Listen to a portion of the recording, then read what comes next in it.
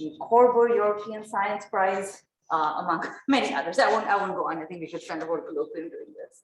But most interestingly, and that's Immanuel will tell us about some of this work. He can really be credited with being one of the first people to start this new field of quantum simulation at the intersection of condensed matter physics, quantum information, AMO physics, and he had the first experimental realization of strongly correlated superfluid and Mott insulator phases in a cold atomic system and the transition between them. And we're very, very excited to have. And so there's this huge new field of quantum science and technology that's, of course, also very prominent here at Stanford, that is at the focus of our research. So for the systems that people are studying today to build quantum computers, quantum simulators, basically systems to learn about quantum many-body science, I think there are a couple of prominent platforms around. There are the ion traps, there are the superconducting qubit chips, Google, for example, or IBM, and then there's the neutral atom platform that I want to talk about today, which has basically brought up two, I think, very nice systems, the optical lattices, which I'll focus on mainly today, but also this emergent new ideas on Rydberg tweezers, or arrays of focused laser beams where you can trap particles, move them around, and have Rydberg interactions interact, and then create interactions between the particles.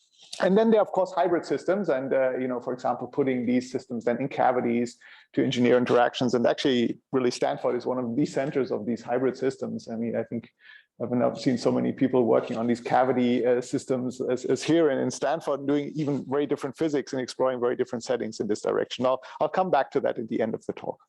So let's focus on the lattice system. And so the idea is basically to create interference patterns of light. And here you can see a real interference pattern of light, the green pattern. It was recorded by Ted Hensch in his labs in Munich, by interfering 5 laser beams. And you get this beautiful 5-fold quasi-crystal interference pattern. So that's a real interference pattern of light. And because our atoms are polarizable, we can trap them in these dipole potentials.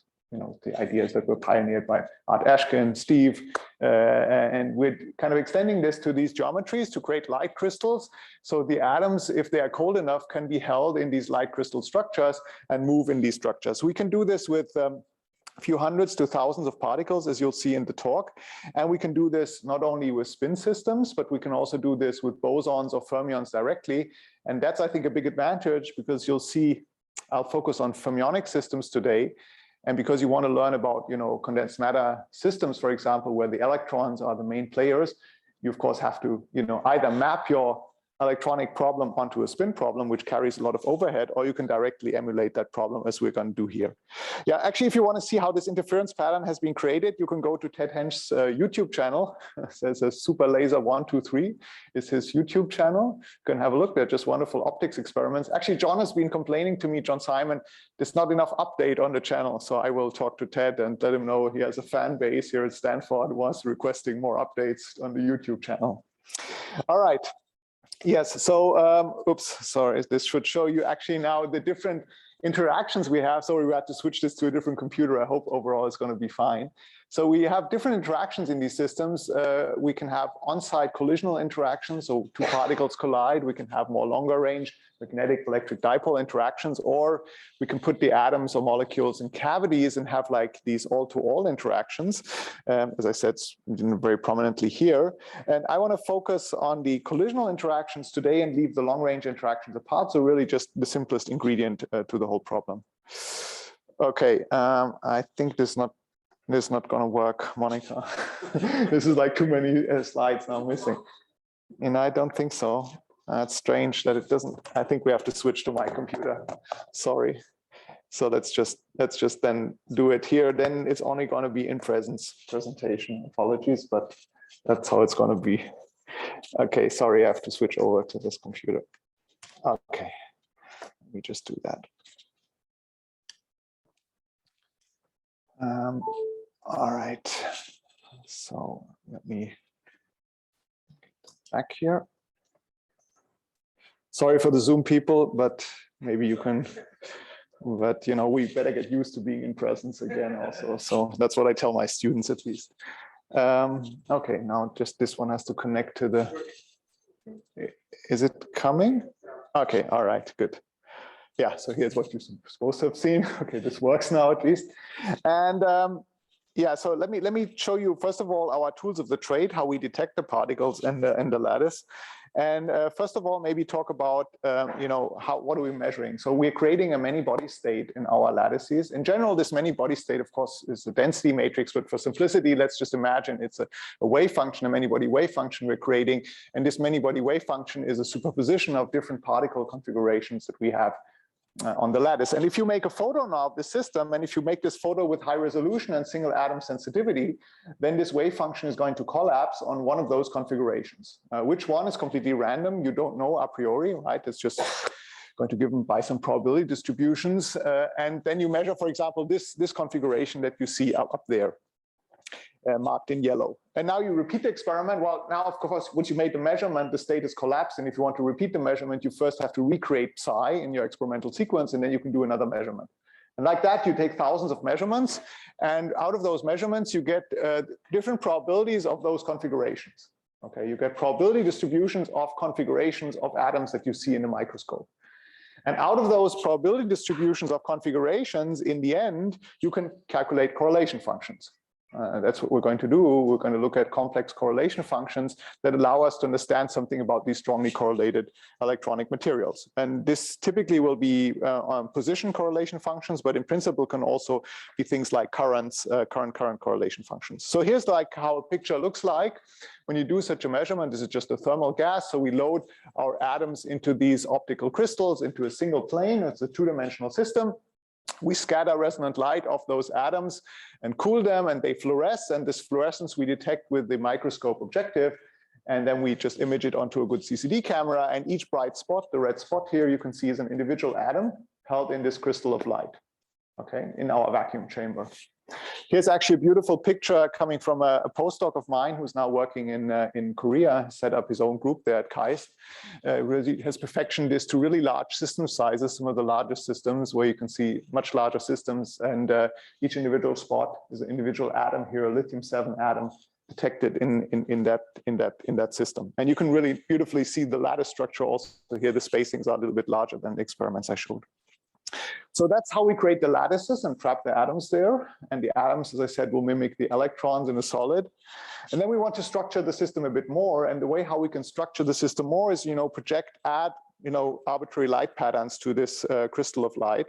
So we can basically shine a laser beam onto this DMD device, digital mirror device, which is probably pretty much also what's in this projector back there, and project arbitrary light patterns onto our system. This could be lines, artificial lattices, could be two reservoirs connected by a wire, or a simple box potential. So really just make textbook box potentials into which we trap the atoms. Yeah, and this works actually quite well. Here are just two recent examples what we did. So for example, you can make two one-dimensional systems coupled to each other. We call this ladders. For obvious reasons, it looks like a ladder system where the particles move in, or we can make just pure box potentials. And these are really large box potentials. It's about 2,500 atoms in such a box.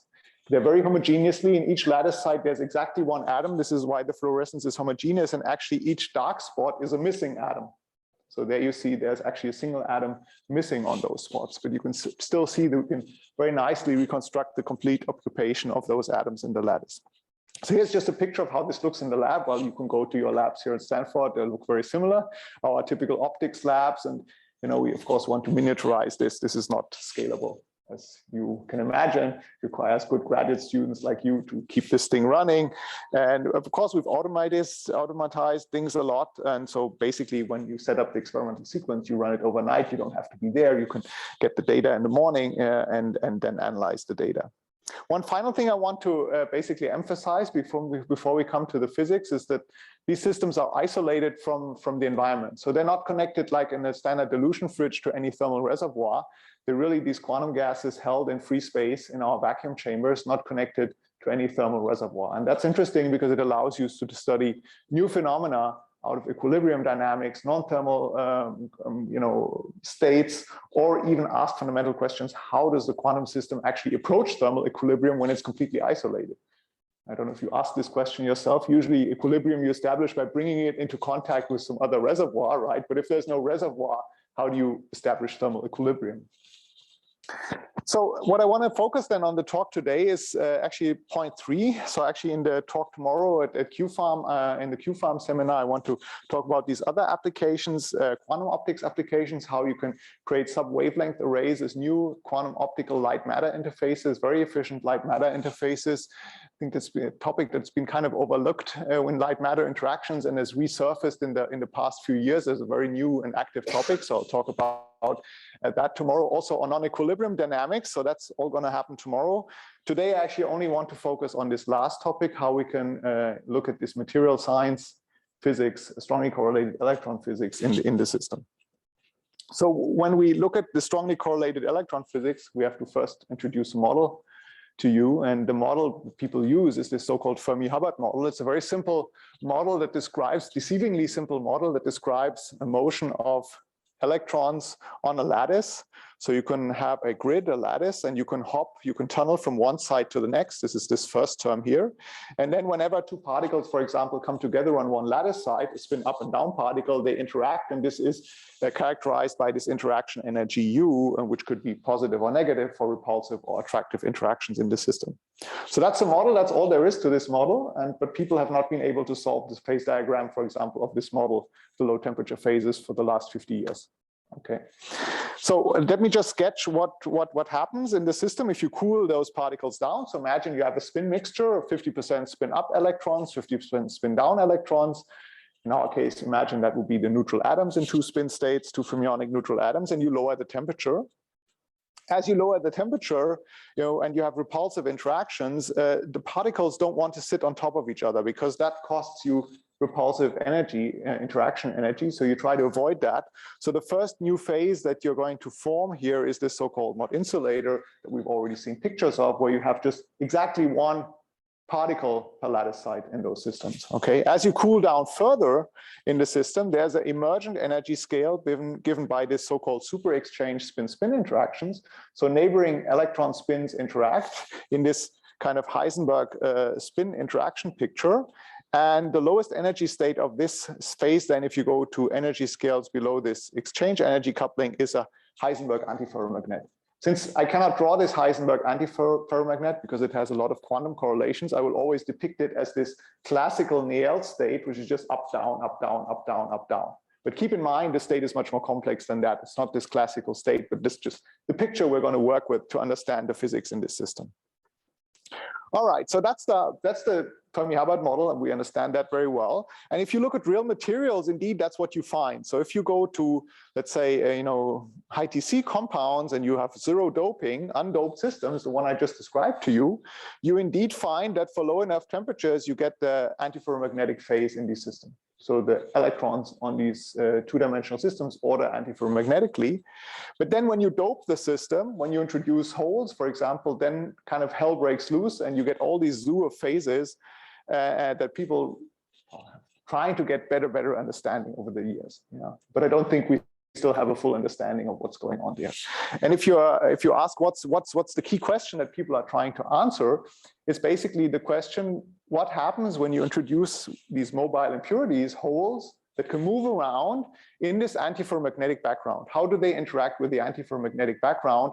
And how do these mobile impurities in this antiferromagnetic background lead to, let's say, emergent behavior in the system? So we're trying to understand this interplay of hole delocalization and magnetic order in the system. So that's the essential question. And all of the experiments I'm going to show you today are going to address this question in one dimension and in two dimensions. And you're going to see actually 1D and 2D is actually dramatically, strikingly different physics.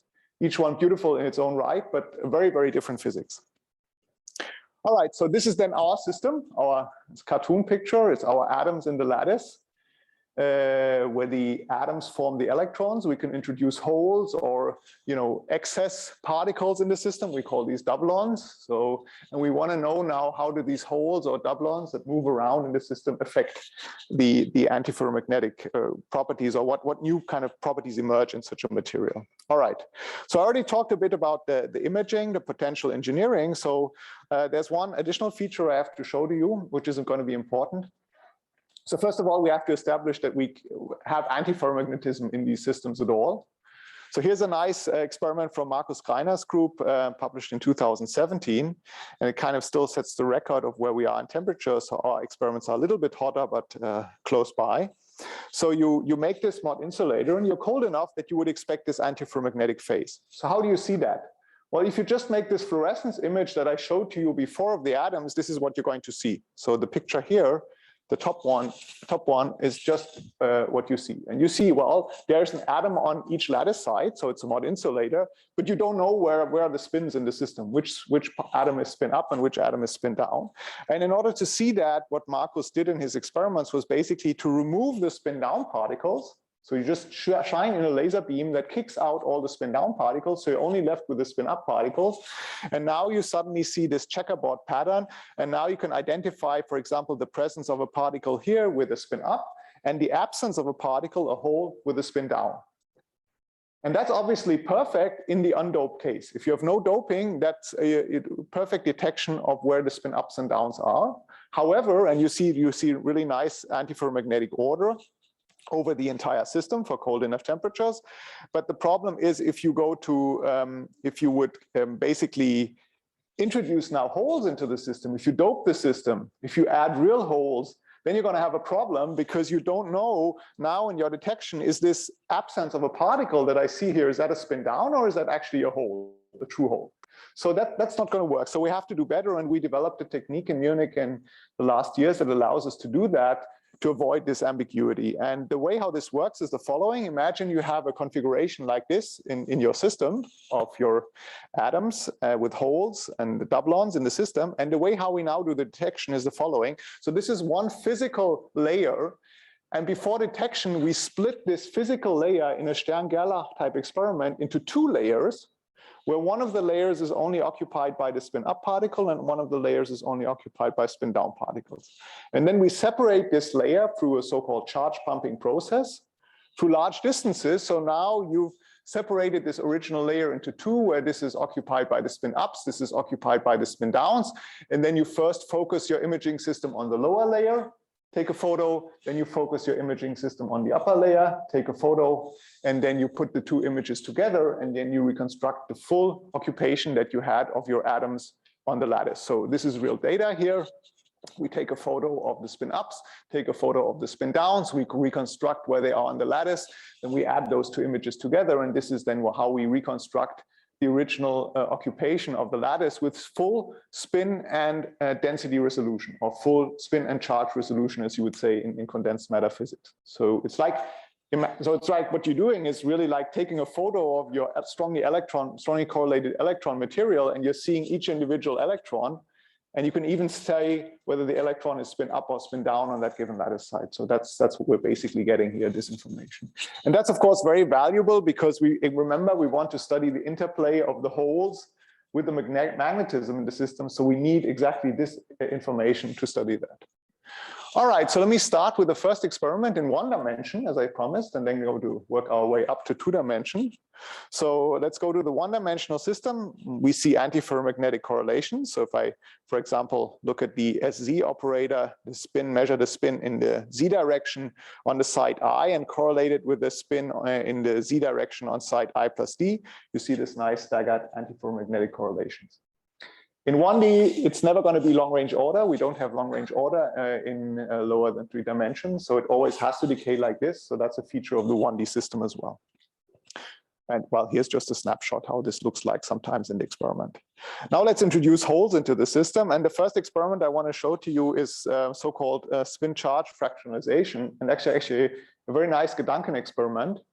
And it tries to answer the following question. Think of the electron. And the electron has 2 quantum numbers, right? It has the charge and spin quantum number. But these are intimately tied to the electron. We can't remove the spin from the electron and just left with the charge part of the electron. What actually you can do in a solid state experiment, you can actually do this trick that you cannot do in free space. You can inject an electron into a 1D system, and you can create 2 quasi-particles where one will carry the charge quantum number and one will carry the spin quantum number, and they can separate over arbitrary distance.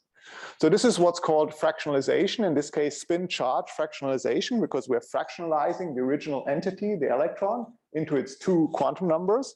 And also people speak of deconfinement of the quasi-particles, because as we will see, the new particle that carries the spin quantum number and the particle that carries the charge quantum number can separate over arbitrary distances in the system. So they're not bound together like in the original electron anymore. So how does this work? Actually, there's a really beautiful early work from Steve Kivelson and Bob Schrieffer in 1982, which explained the whole idea behind this. Let me explain it in this cartoon picture to you. So imagine we have this 1D antiferromagnetic chain. And again, I draw this as classical Néel state. And instead of injecting a particle, I can also remove a particle. It's the same process. So let's remove one particle by focusing our laser onto this site and kicking out this atom. So what's going to happen then as the system evolves, you can see two things going to happen. Well, this hole can, of course, now move through the system, just tunnels through the lattice, spreads out. It's a quantum particle, so it will just spread out.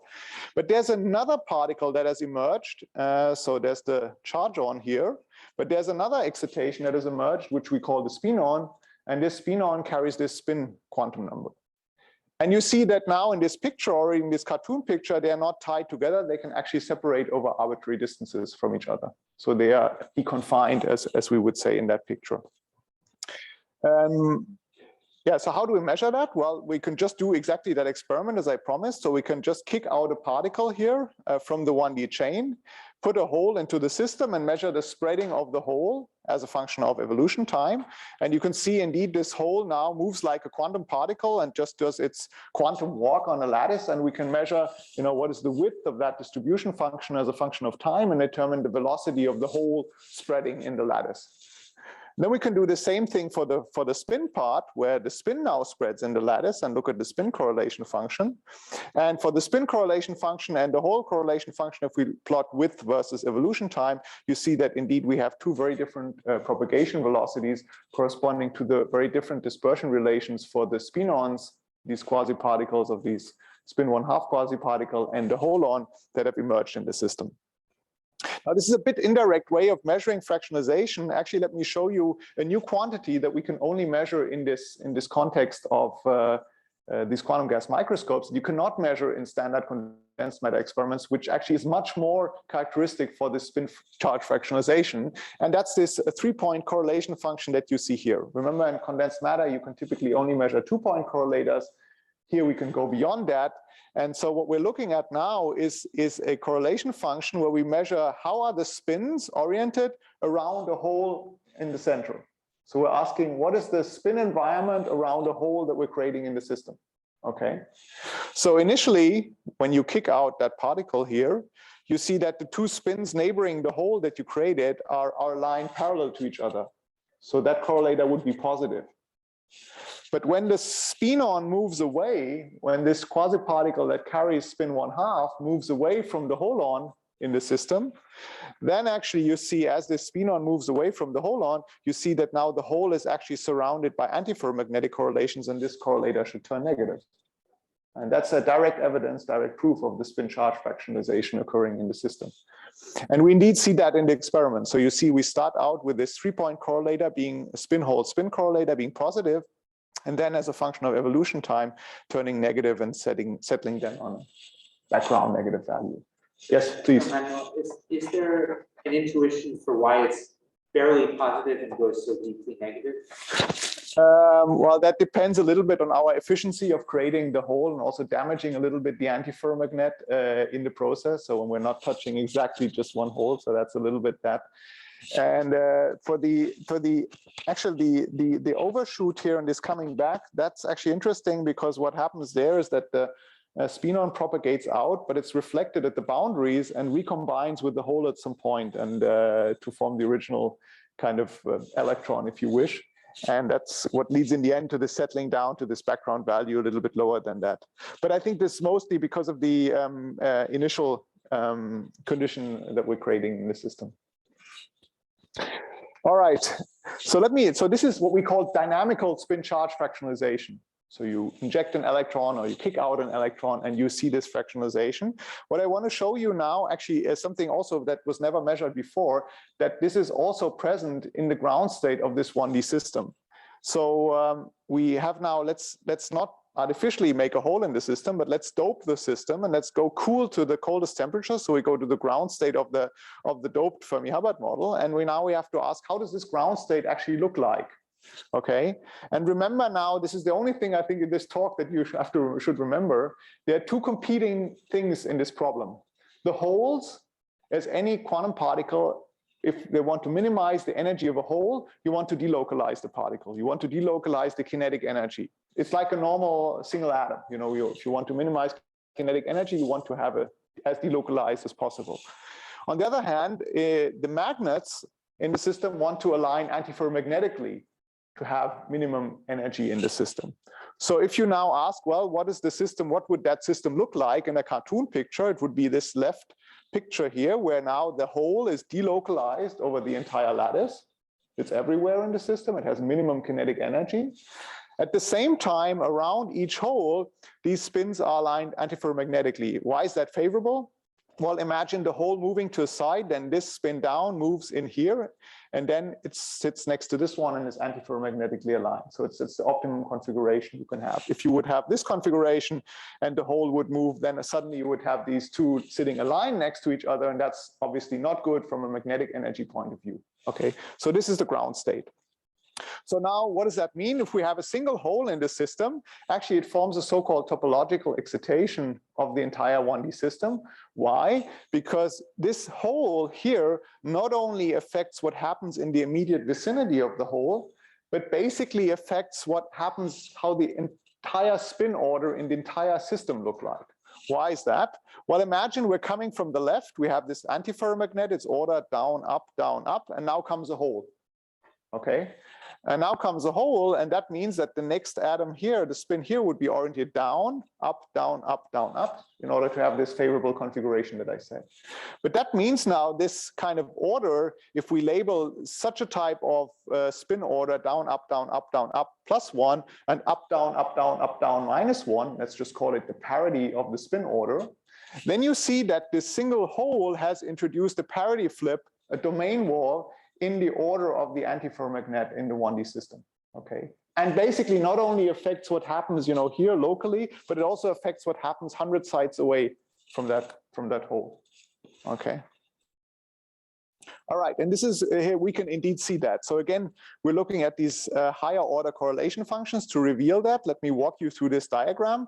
So we wanna know how is spin on site I correlated with spin on site I plus D at a distance away, conditioned on having a hole on site I plus S. Now this hole can have two possibilities. Either this S is beyond the two spins I'm correlating, so this would be this configuration where the hole is outside the two spins, or the hole sits inside the two spins I'm correlating. So S is smaller than D. So either S is larger than D or S is smaller than D. You can only have the two configurations. So if S is smaller than D, then we have this type of spin configuration, and we measure that. For example, here we have a spin down, followed by a spin up, followed by a spin down, followed by a spin up, and so forth. But now when there's a hole in between and you measure how is this spin correlated with this one, you see that this one, the red spin, has turned into a green spin, has flipped its orientation.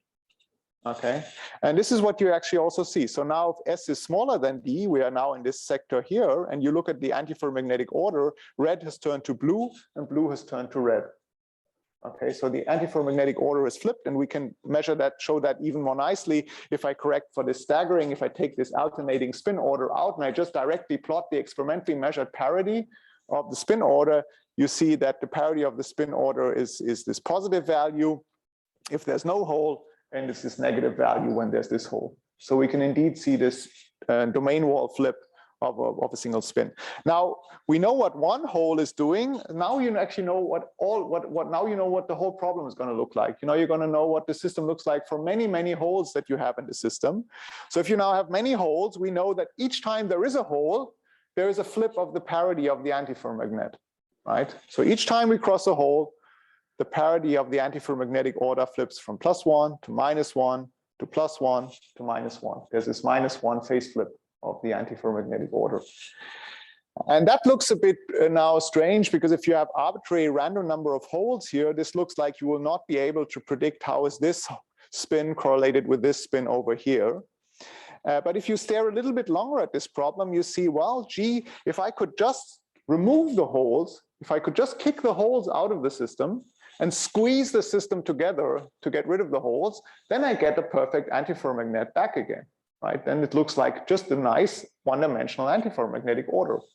It's just that these holes mask this antiferromagnetic order, but if we could measure them, we could actually reveal this and squeeze them out in a, let's say, detection analysis process. We could actually reveal this hidden antiferromagnetic order.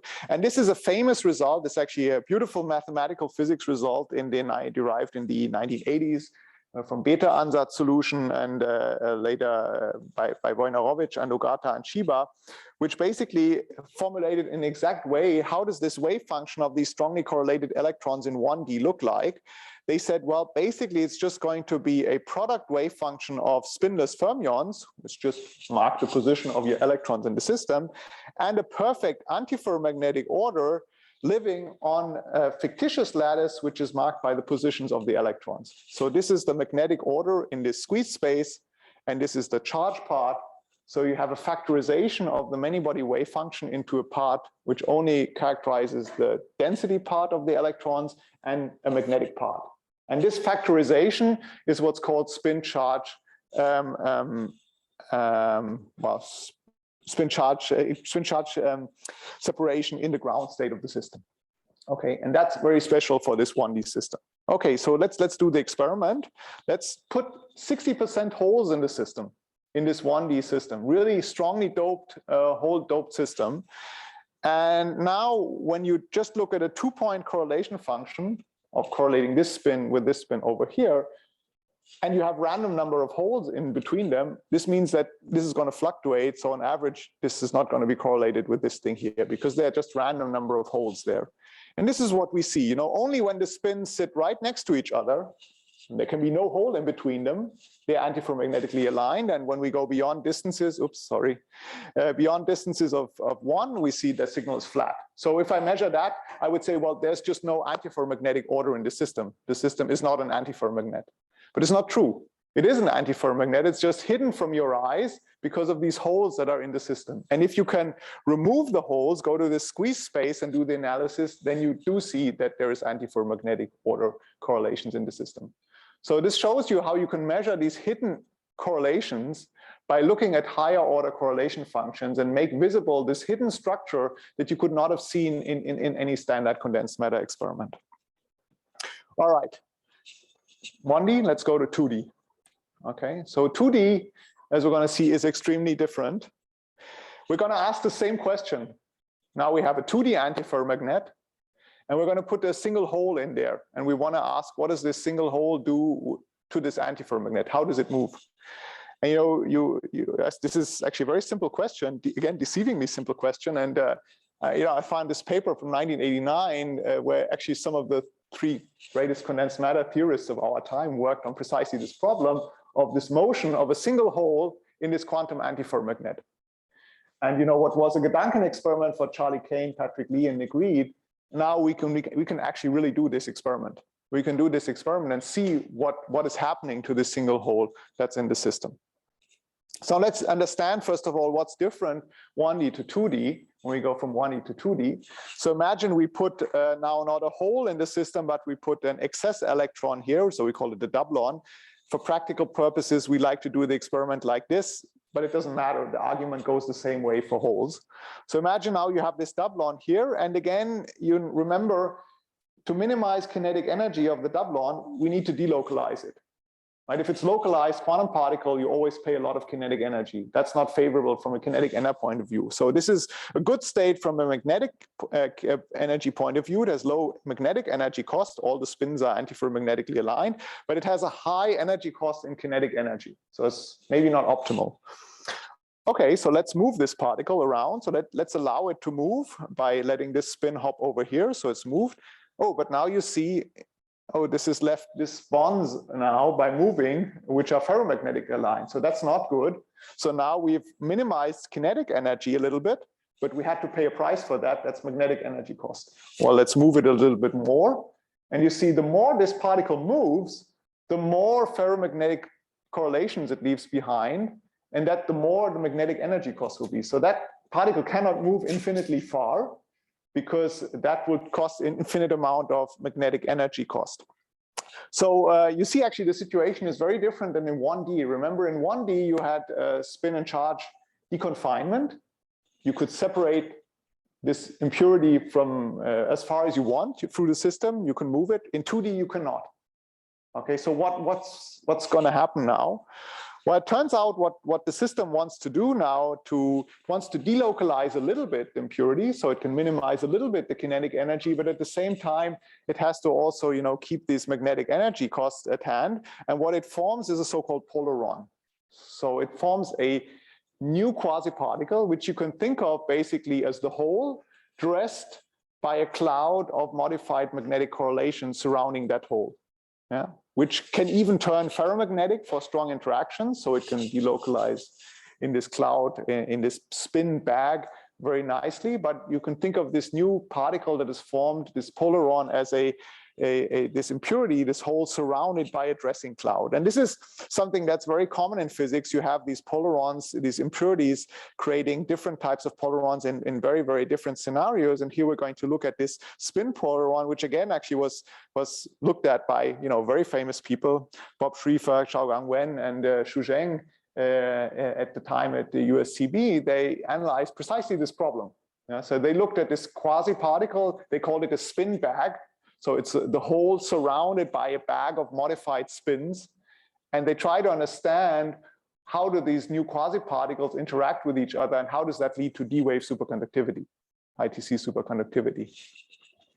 So today we can immediately estimate what the size of this object is by comparing the kinetic to magnetic energy cost. We find that's actually a very weak scaling with the fourth root of kinetic energy divided by this exchange coupling. And if we do it a little bit better calculations, like Eugene Demler and Fabian Grust, you find a modified picture here, this T over J 1/3 scaling. So here I want to show you now that we can measure this polaron directly in the experiment. So let me describe what you're seeing. So we dope the system with these mobile impurities, okay, the doublons, and they are mobile. So I don't know where they're going to show up. And I make a photo of the system. So let's say the doublon appears here in my camera picture on that lattice site, in that particular shot of the experiment. And then I look, okay, the doublon is here. How are the spins oriented around that doublon?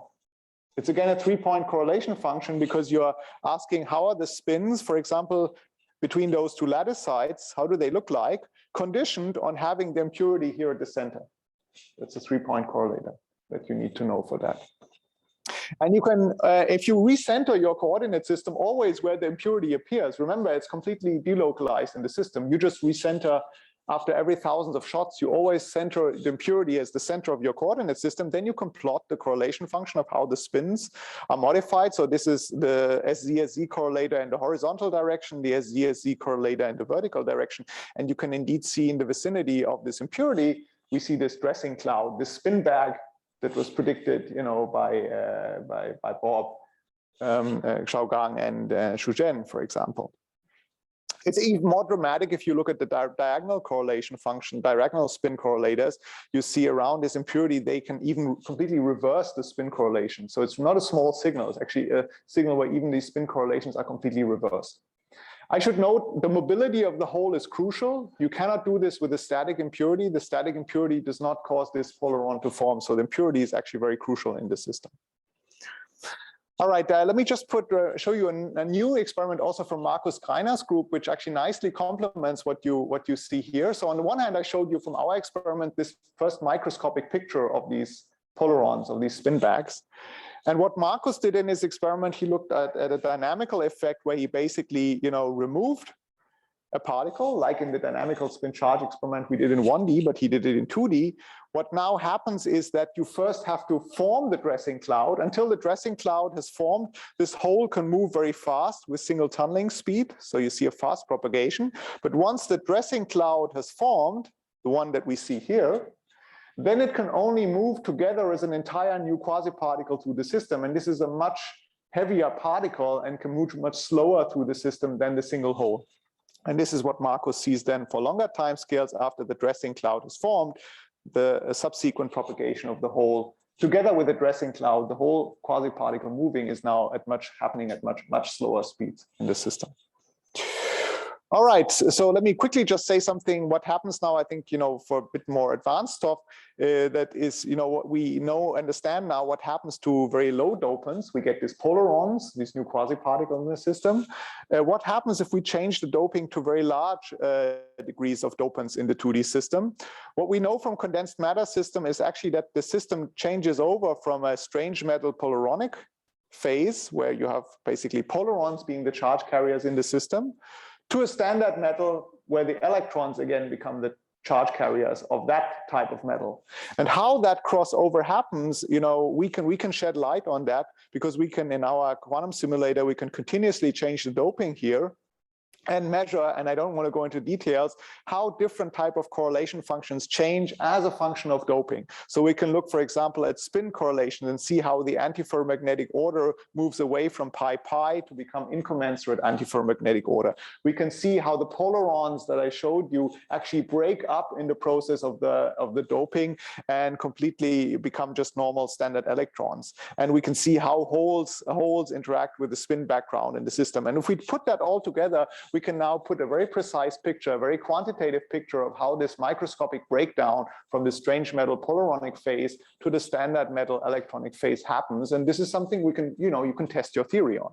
This is now a question for theorists to calculate this and see if your theory agrees with the predictions from the experiment in these new higher order correlation functions. All right, let me finish off with the last topic, which has been very recent work we've been doing. Now we've established that there are holes there are polarons there. We've seen this experiment, when you dope this a lot, how this changes the metallic structure. Obviously, if we want to go in the direction of superconductivity, we need pairs. We need to form pairs in the system. We need to have binding of these holes in some way. And what I want to show you actually, and that was actually interesting, by understanding these artificial quantum systems, we learned together, with Fabian Groß and Eugene Demler, we learned about a new high temperature hole pairing mechanism that we could actually test in the experiment. And that's let me explain the whole idea behind this.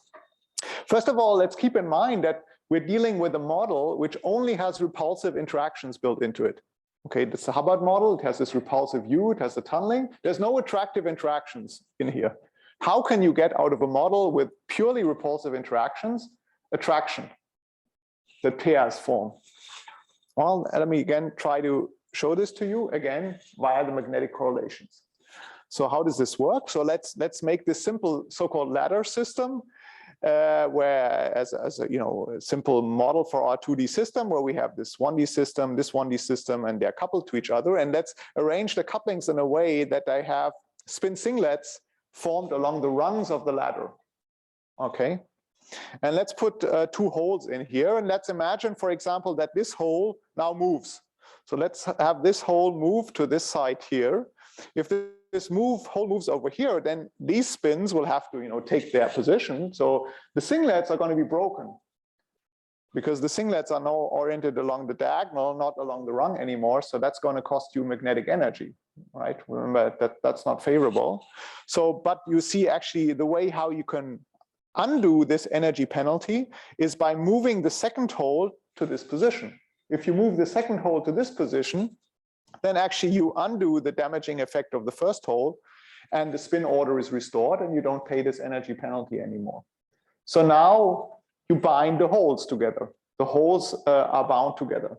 Now there's one caveat in this, through these magnetic correlations, one caveat in this whole process is that there's one effect which makes this not favorable. So from a magnetic correlation point of view, this is the favorable configuration. The holes want to sit together, they want to be bound. But from a kinetic energy point of view, this is not good. Why is it not good? Because remember, the hole wants to delocalize. And if there's already a hole here, this hole cannot delocalize over here because there's already one there. So it cannot minimize kinetic energy. From a kinetic energy point, this is not good.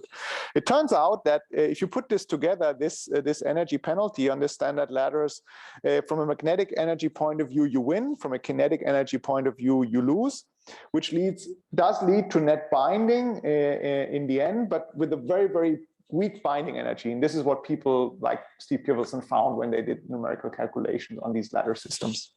So how can we do high temperature binding? Well, let's can't we switch off the kinetic energy cost and keep the magnetic correlations, right? That would do the trick. If we can get rid of this penalty of this kinetic energy, but keep the magnetic advantage, that would be good. So if we look at one rung of the ladder in this double well picture, with the hole there, that would be just tunneling. And then we have the two particles there we have the magnetic system. So we want to keep the magnetic part, but we want to kill the kinetic part. And the way to do that is just to tilt the ladder, introduce an energy offset between those double wells. Because like that, you're killing tunneling. The tunneling becomes off resonant. So the tunneling process is suppressed.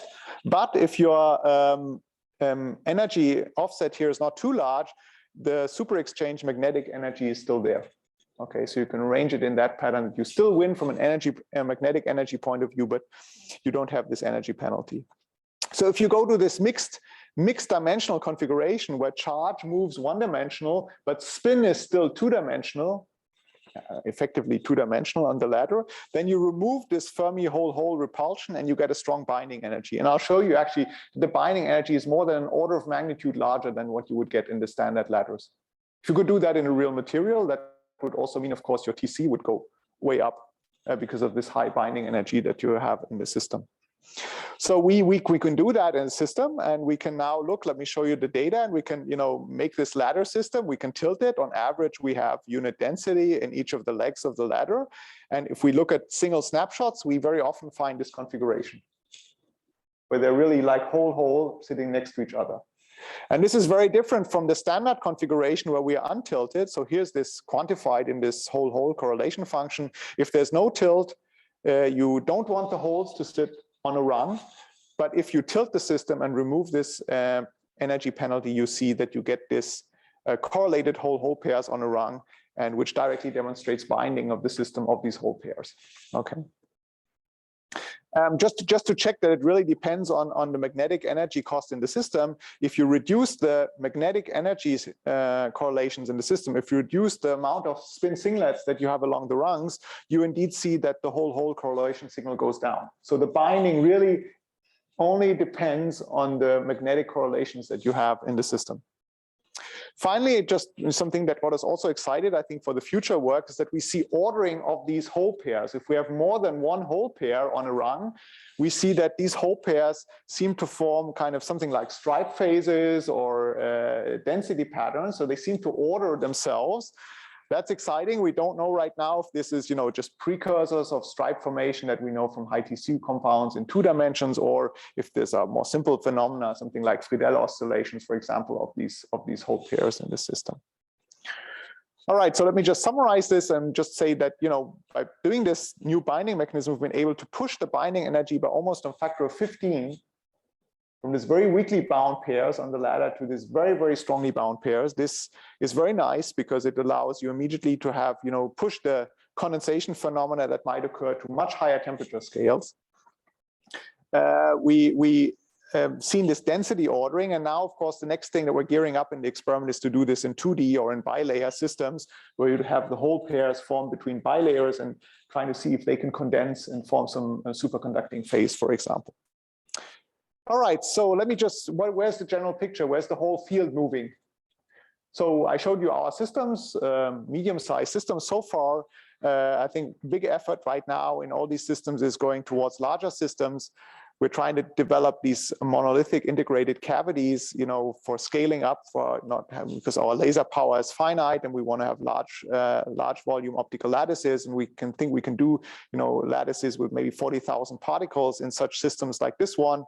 There's the tweezer platform, which is also scaling up nicely to a few hundreds of particles right now, and the ions right now in 1D seem to be stuck at 50 ions.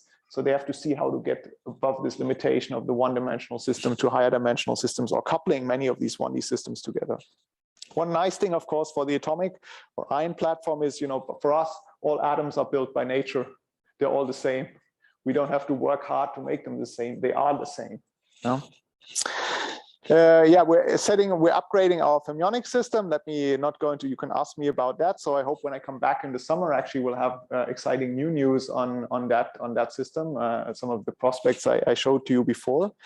And yeah, actually, I should also say a lot of our progress really depends on new light sources, new photonics components. And that I've been so excited talking to many people here in applied physics and electrical engineering, looking at what you're doing in the labs, developing there. This is absolutely relevant for us because we want to go away from this lab you saw in the beginning.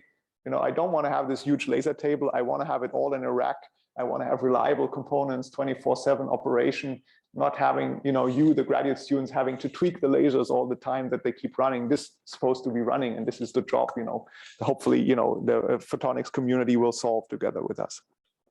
There's been beautiful new experiments, and finally, we just mentioned new directions, in terms of programmability of these systems. I'd just like to highlight 3 experiments I really found very nice in recent times. So there's one experiment from Wasim Baker's group in Princeton, who makes the lattices now not by or the traps, the optical traps, not through interference of laser beams, but really just focusing these dipole traps in arbitrary patterns. And this, of course, gives you much more flexibility in terms of the lattice structures that you can have. You can have triangular lattices, leap lattices. So there are some downsides, but let's see. I mean, this is exciting. I think he's shown some really nice work in this direction.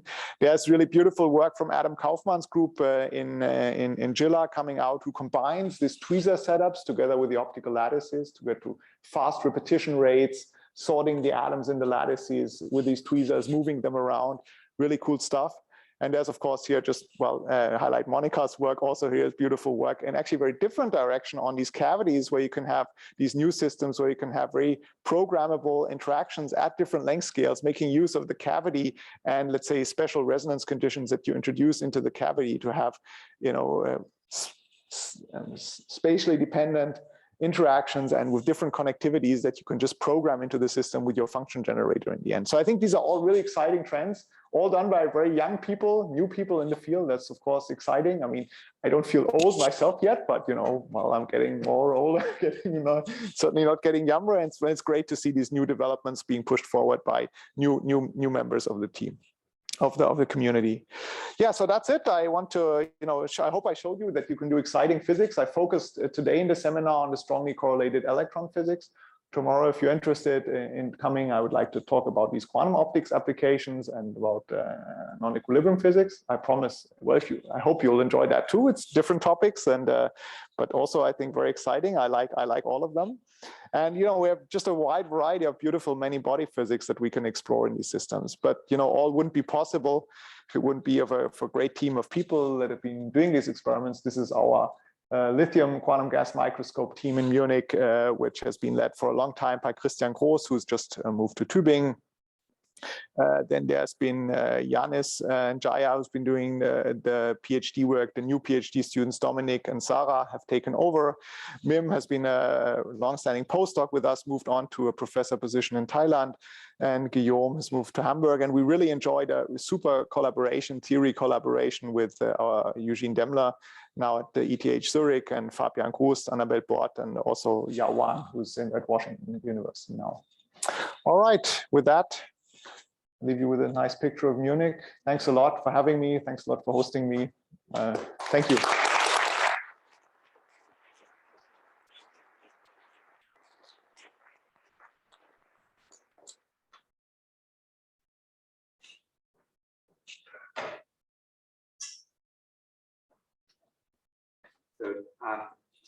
So Immanuel, beautiful talk.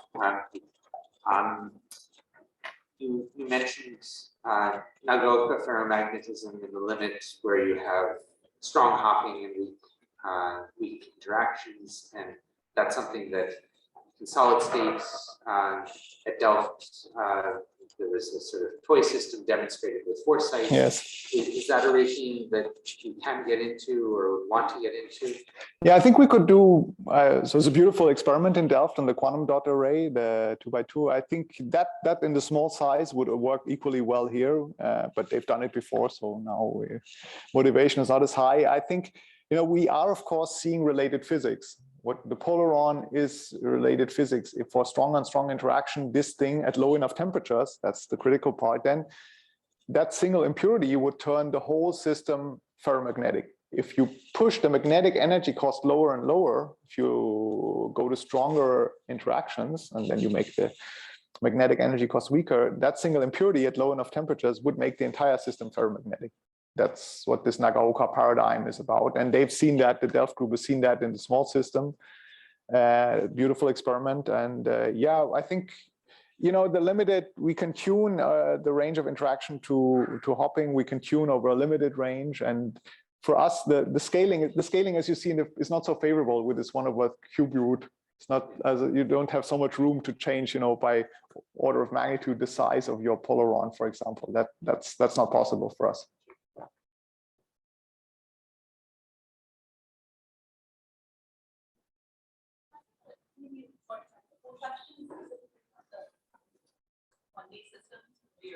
Don't be very strongly.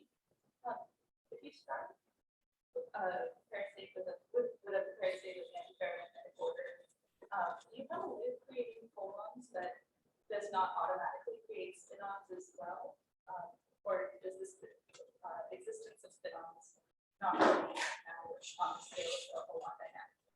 Right. Well, in the ground state, remember, there is no spin-on. In the ground state, there is no, if you are in the ground, if you do it dynamically, then you will always create that because, think of creating a holon as like injecting an anti-electron into the system. And this anti-electron, this carries, again, this charge and spin quantum number. You cannot get rid of them. You have to deposit them somewhere in the system. But if you do that at low enough temperature, if you go to the grounds, if you dope the system, if you don't do it dynamically and cool to the ground state, then there's just the holon basically, and there's no spin-on. The spin-on density is 0 in the system. Yeah.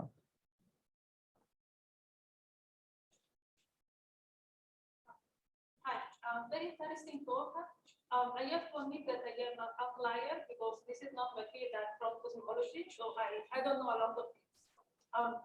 So my question is a little bit more general. From your talk, and from what I've seen, for example, Princeton group, all this optical table, my feeling again from outsider is, okay, you also showed a lot of theoretical prediction of paper from the 80s. So there is a lot of theoretical work done many years ago. And then there is a lot of discovery just happening recently.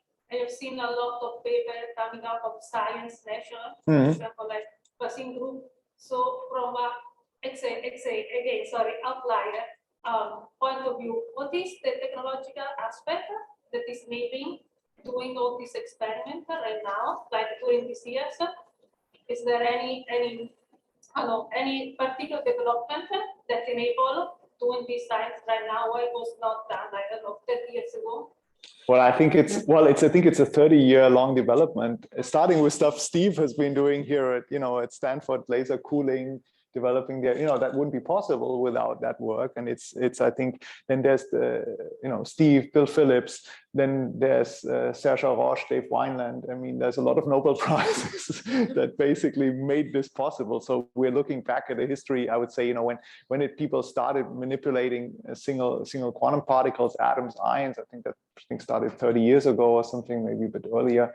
And I think we're building on that control that these people established over the single quantum particles, and now putting this together to build again many body systems with this pristine control. I think that's what we're trying to do.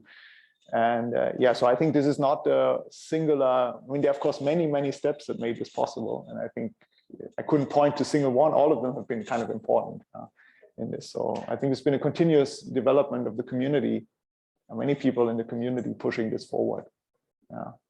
And what you mentioned is also an interesting point. On the one hand, I think what you mentioned, we are looking at some predictions which are from the 80s, where actually the theory is well understood. So I would say this is an example of where we can do now textbook experiments. or we can look new detection methods to see these phenomena in a completely new light. So that's nice.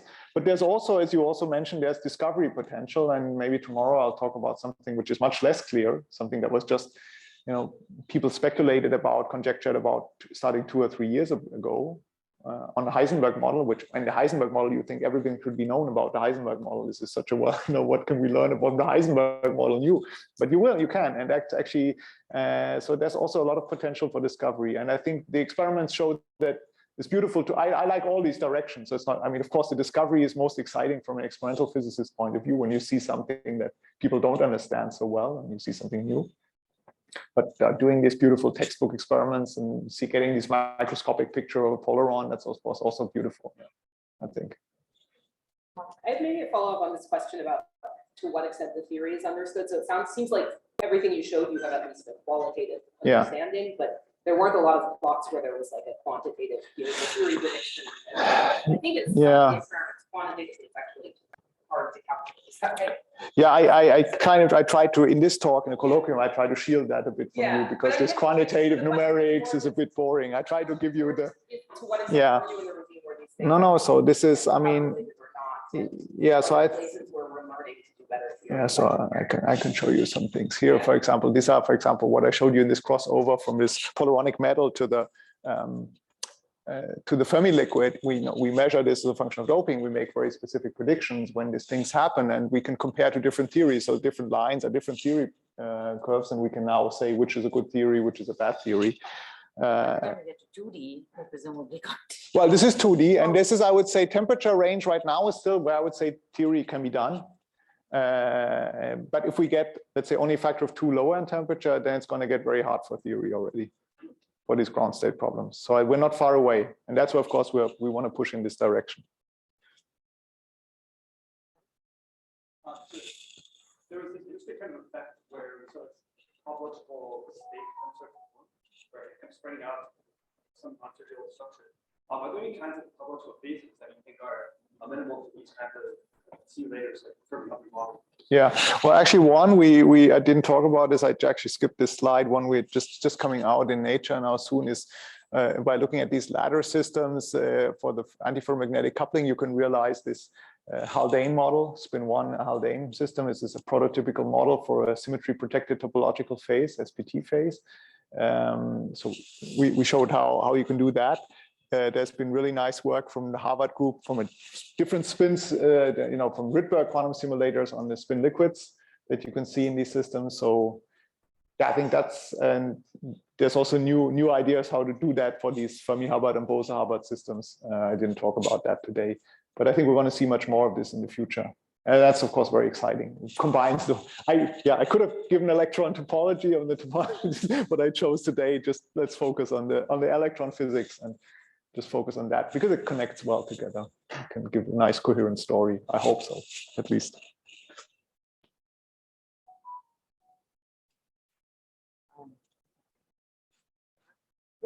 In your outlook slide, you have this one item about black holes. Are you thinking about this, or is this something?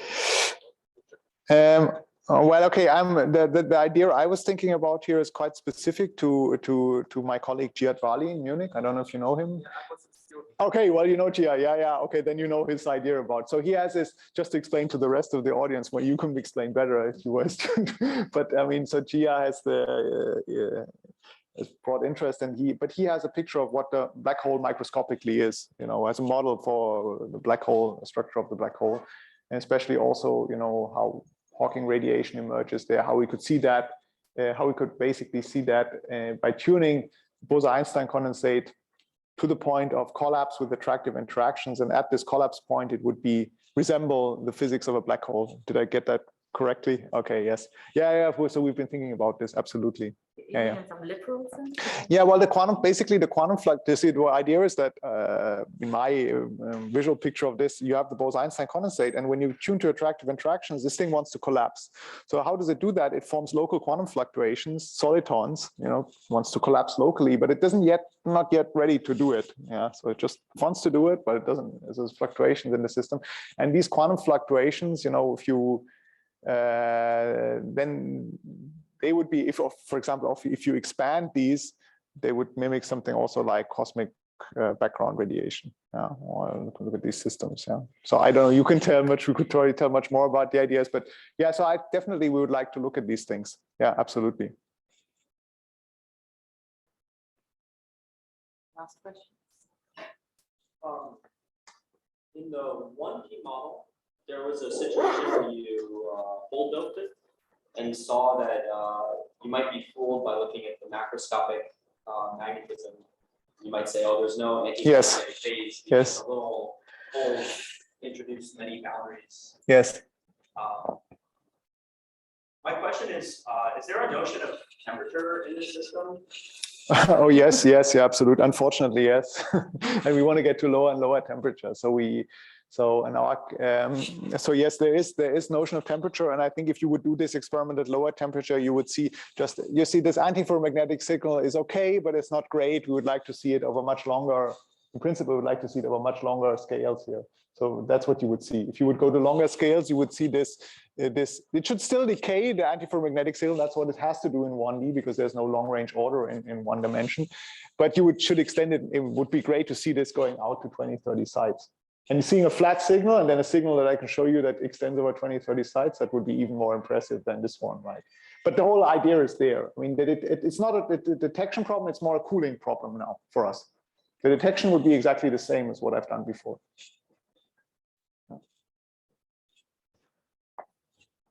Okay, let's thank Immanuel for.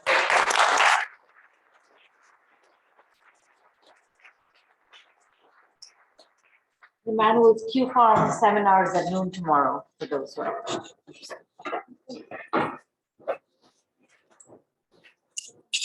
All right, Thank good. you. Yeah. Sorry for the technical. Well, it worked out kind of right now. That's kind of. I don't know. I didn't want to connect. I have no clue. Yeah.